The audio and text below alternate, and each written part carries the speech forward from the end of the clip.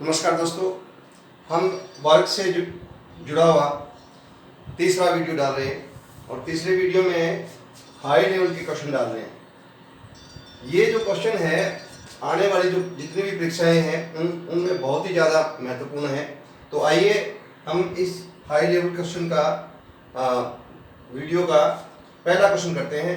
यदि किसी वर्ग की भुजा को दोगुना कर दिया जाए तो उस वर्ग का क्षेत्रफल कितना होगा। देखो, मान लो हमारे पास ये वर्ग है, इसकी भुजा 1 है, तो भुजा 1 है तो इसका जो एरिया होगा वो हमें पता है 1/1 होता है, साइड इनटू साइड होता है, तो इसका क्षेत्रफल 1 होगा। क्वेश्चन में ये कहा गया है कि अगर वर्ग की भुजा को दोगुना कर दिया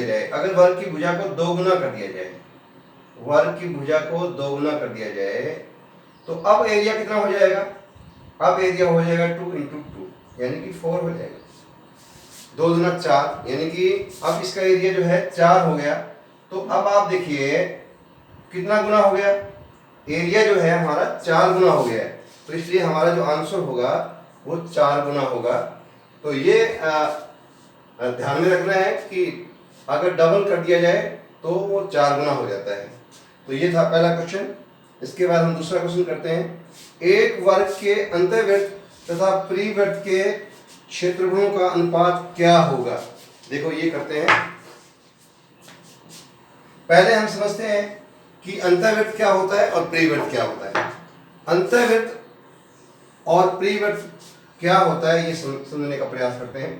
ये देखिए, ये वर्ग है, अंतर्वृत्त अंदर होता है, अंतर्वृत्त अंदर होता है, ये अंतर्वृत्त है, ये अंतर्वृत्त है। और परिवृत्त ये बाहर की ओर होता है, ये परिवृत्त होता है। ठीक है, तो अंतर्वृत्त और परिवृत्त दोनों का हमें पता लग गया कि अंतर्वृत्त जो होता है वो अंदर होता है और परिवृत्त जो है वो बाहर होता है। अब देखो हमें क्या करना है, इनके क्षेत्रफलों का अनुपात हमें निकालना है।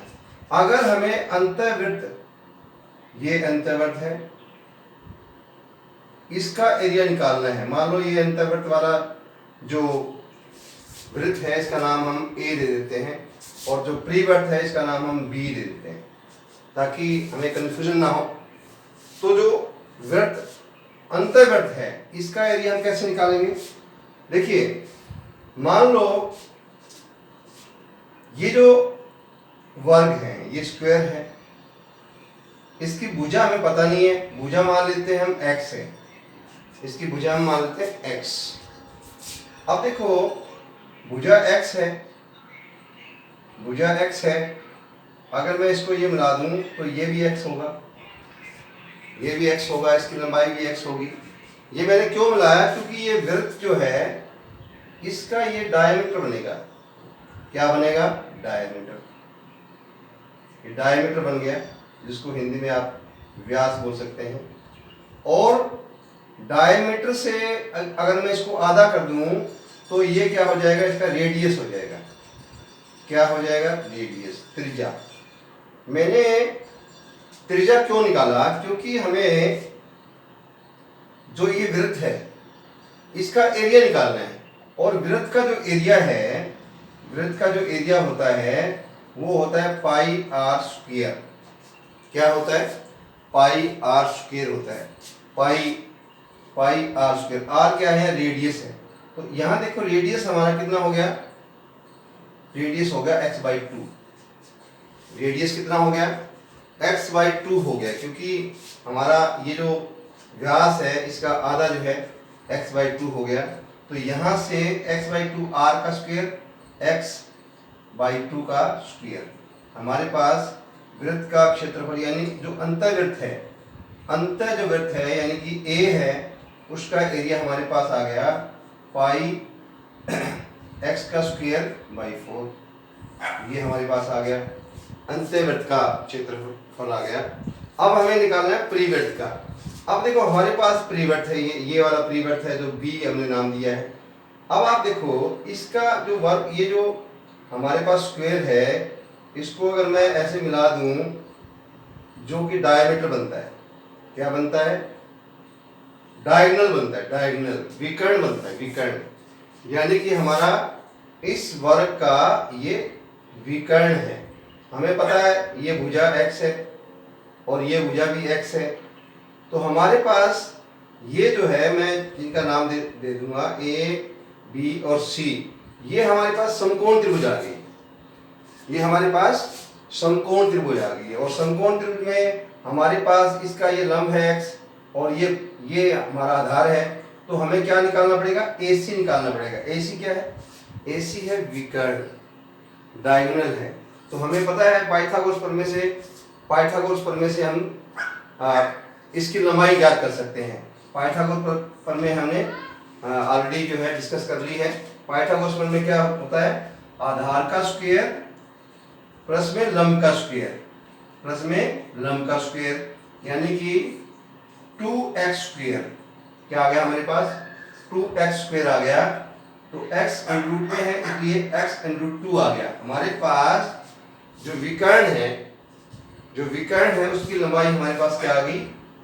वो आ गई x √2, x √2 आ गई। अब देखो x √2 आ गई, तो इसमें इस वृत्त का क्षेत्रफल निकालने के लिए भी ये x √2 जो है, ये x √2 ये हमारे पास वृत्त B का क्या आ गया? व्यास आ गया। वृत्त B का व्यास आ गया ये। और इसका अर्धव्यास यानी त्रिज्या निकालने के लिए हम क्या करेंगे? त्रिज्या निकालने के लिए x √2 का हमने आधा कर दिया, यानी कि ये रेडियस आ गया इसका। ये हमारे पास रेडियस आ गया वृत्त B का। ये हमारे पास त्रिज्या आ गया। अब देखो जो वृत्त B है, वृत्त B का अगर क्षेत्रफल निकालना है तो फार्मूला वही रहेगा, पाई r स्क्वायर, यानी कि r हमारे पास क्या है? ये है। तो पाई r स्क्वायर x √2/2 का स्क्वायर। ये देखो ये हमारे पास आ गया। इसको मैं आगे निकाल लेता हूँ। तो हमारे पास पाई ये x स्क्वायर √2 है, इसका स्क्वायर करेंगे तो 2 आ जाएगा हमारे पास, और ये हमारे पास 4 आ जाएगा। 2 का स्क्वायर 4। तो हमारे पास 2 दूना 4, यानी कि हमारे पास क्वेश्चन इसका हल आ गया x square by 2, pi x square 2। अब देखो हमारे पास वृत्त B का भी क्षेत्रफल आ गया और वृत्त A का भी क्षेत्रफल आ गया, यानी अंतःवृत्त और परिवृत्त दोनों का क्षेत्रफल हमारे पास आ गया। क्वेश्चन में क्या पूछा है? अंतःवृत्त तथा परिवृत्त के क्षेत्रफलों का अनुपात पूछा है। अंतःवृत्त कितना है? अंतःवृत्त का जो क्षेत्रफल है वो हमारे पास पाई x स्क्वायर बाई 4 है, और जो हमारे पास परिवृत्त है उसका जो एरिया है वो ये है। तो पाई से पाई कट जाएगा, x स्क्वायर बाई 4 और 2 बाई हमारे पास x स्क्वायर आ गया। 2 दूना 4, x का x कैंसिल हो जाएगा, तो 1/2, यानी कि अंतःवृत्त और परिवृत्त का जो क्षेत्रफल है दोनों का, उनका अनुपात हमारे पास आ गया 1:2। तो हमारा राइट आंसर होगा B, 1:2। ठीक है। तो ये क्वेश्चन दूसरा था। थोड़ा सा समझ के चलना है इसको, मुश्किल नहीं है, थोड़ा सा समझ के चलना है। ठीक है, आसान है। अब देखो हमारे पास क्वेश्चन नंबर तीसरा, 4 गायें एक वर्ग जिसकी भुजा 35 मीटर है, एक वर्ग है, ये देखो ये वर्ग है, ये वर्ग है जिसकी 35 मीटर भुजा है। देखिए 35 मीटर भुजा है, 35 मीटर भुजा है के चारों कोनों पर इस तरह से बांधी गई है। ये कोने हैं A, B, C और D, चारों कोनों पर। यहाँ एक गाय, दूसरी गाय, तीसरी गाय, चौथी गाय इस तरह से बांधी गई है ताकि वे एक दूसरे तक ही पहुंच पाए। वह क्षेत्र ज्ञात करो जिसको वे चर नहीं पाती। मतलब गाय जो है ऐसे बांधी गई है कि वो एक दूसरे तक ही पहुंच पाती है, एक दूसरे तक ही पहुंच पाती है। मान लो ये यहाँ तक पहुँच पाती है, सी ये वाली इस कॉर्नर पे बैठी है, ये वाली यहाँ तक पहुँच पाती है और ये वाली यहाँ तक पहुँच पाती है।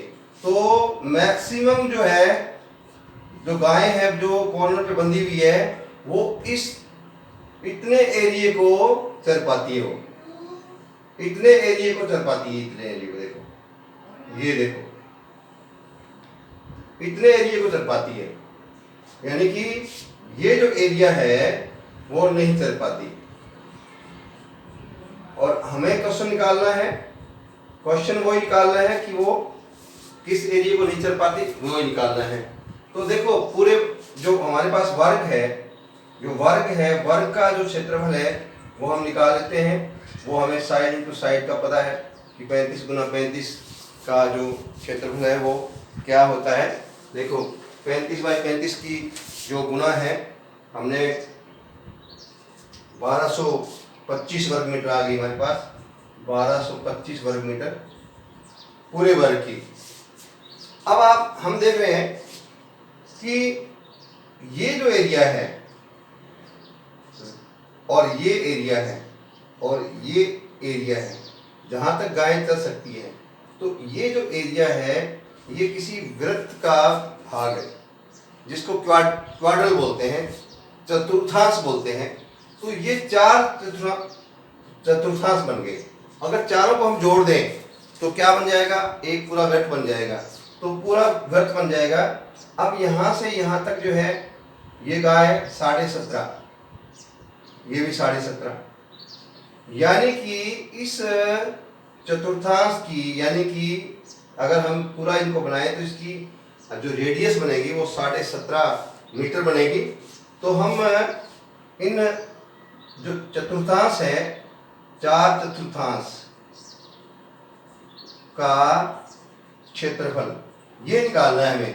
तो 4 का अगर हम निकालना चाहते हैं तो क्या कैसे निकालेंगे, पाई आर का स्क्वायर, पाई आर का स्क्वायर। ये देखो 4 क्यों लगाए, ये 4 है, 4 into pi 7 R square 17.5 point का स्क्वायर, यानी कि 17.5 इंटू 17.5। अब हम इसको काट देंगे, 7 में 14 और 7 5 35। अगर हम इनकी गुना करते हैं तो हमारा जो इसका हल आता है वो ये आता है,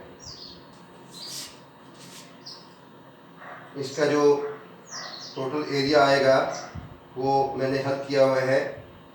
ये हमारे पास 962.5 वर्ग मीटर आ गया, यानी कि जितना एरिया वो चर लेती है। ठीक है, तो अब अगर हमें निकालना क्या है, जिसको वे चर नहीं पाती, इस एरिया को निकालना चाहे, अगर मैं पूरे वर्ग के क्षेत्रफल में से, पूरे वर्ग के क्षेत्रफल में से, यानी कि 1225 वर्ग मीटर में से जो चरा हुआ क्षेत्र है 962.5 ये निकाल दें, तो बिना अनग्रेज जो एरिया गाय चल नहीं पाती वो एरिया आ जाएगा, और वो एरिया हमारे पास आ जाएगा 262.5 वर्ग मीटर हमारा इस क्वेश्चन का हल हो जाएगा। तो देखिए तीसरा क्वेश्चन भी हमने हल किया। ठीक है दोस्तों, हम चौथा क्वेश्चन और देखते हैं। वर्ग का परिमाप क्या होगा, सॉरी, उसके विकर्णों का जोड़ 144 सेंटीमीटर है। ये वर्ग है, ये वर्ग है। इसके जो विकर्ण दिए हुए हैं ए बी सी और डी, ए सी और बी डी जो ये विकर्ण है, इनके विकर्णों का जोड़ हमारे पास दिया हुआ है 144 सेंटीमीटर।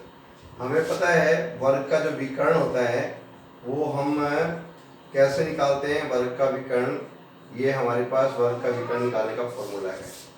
तो दोनों वर्ग है उनका जोड़ क्या हो जाएगा, जोड़ ये हो जाएगा कि विकर्ण इसका भी ये भी होगा, यानी AC की लंबाई भी ये होगी और BD की लंबाई भी यही होगी। तो जोड़ दोनों का a√2 प्लस में a√2, यानी कि 2a√2 हमारे पास दोनों जो विकर्ण है उनका जोड़ आ जाएगा। यदि विकर्णों का जोड़ हमारे पास दिया हुआ है 144 सेंटीमीटर, यहाँ से हम ए की निकाल सकते हैं, यानी ए भुजा हम निकाल सकते हैं 144 बाई 2√2। हमारे पास दोनों इनको हम नीचे ले आए और ए को हमने इधर रखा, क्योंकि इससे हमारी भुजा आ जाएगी। तो हमें निकालना क्या, वर्ग का परिमाप निकालना है। देखो हमारे पास भुजा आ गई कितनी, 144, यानी कि ए बराबर हमारे पास आ गई 144 2√2। और जो वर्ग का जो परिमाप होता है, वर्ग का परिमाप हमें पता है वो होता है 4a।